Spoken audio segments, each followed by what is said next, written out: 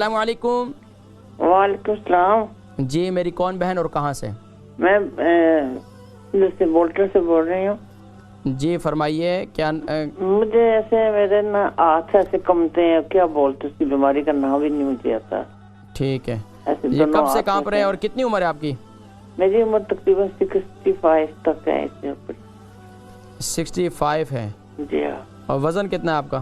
وزن میرا 75 کلو ہے. 75 kg. جی.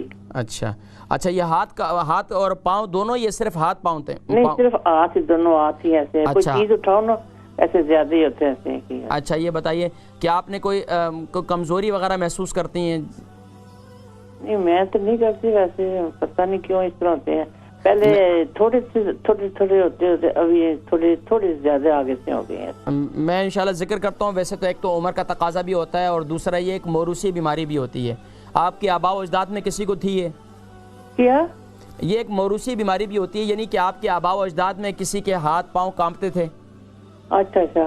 ہاں میری ماما امی کا تھا اور میرے نانا ابو کا بھی تھا. ہاں یہ ایک تو موروثی بیماری بھی ہوتی ہے اور یہ ایک جو ہے نا عمر کے لحاظ سے بھی ہوتی ہے. تو آپ نے خود ذکر کر دیا کہ یہ جو ہے آپ کے والدین کی طرف سے بھی ہے. تو باقی پھر بھی میں انشاءاللہ ذکر کرتا ہوں. ٹھیک ہے, بہت شکریہ. ہاتھ کانپتے ہیں اور 65 سال ان کی عمر ہے, 75 ان کا ویٹ ہے. اس کے لیے کچھ بتلا دیں. دیکھیں جی, ایک تو جب آپ کے ایک تو یہ آپ نے جیسا کہ ذکر کیا تھا کہ آپ کے یہ آباء و اجداد میں یا آپ کے والدین میں یہ بیماری پائی جاتی تھی. ایک تو موروثی ہے, اس کے اثرات ہوں گے انشاءاللہ. پھر بھی ہمارا یہ یقین ہے کہ جتنی بیماریاں اللہ رب العالمین نے اتاری ہیں تو اس کے ساتھ اس کا شفا بھی اتاری ہے. تو اب اس کے لیے آپ کیا کریں کہ رات کو سوتے وقت آپ جو ہے کیا کریں, میتھی دانہ اس کو استعمال کرنا شروع کر دیں. رات کو میتھی دانہ دودھ کے ساتھ استعمال کرنا شروع کر دیں. اس سے آپ کے اعصاب میں تقویت پیدا ہوگی. دوسرا عمل یہ کریں کہ صبح نہار منہ آپ 1 عدد کالی مرچیں اور 1 عدد بادام اور 1 عدد کشمش, 3 چیزیں, 1 بادام 1 کشمش 1 کالی مرچ, یہ صبح نہار منہ استعمال کریں. یہ بڑا بہترین نسخہ ہے. اس کو آپ استعمال کریں گے انشاءاللہ اللہ تبارک و تعالی آپ کو آپ کے اعضاء میں مضبوطی پیدا کریں گے. اور دوسرا آپ یہ کریں کہ ہر فرض نماز کے بعد جو ہے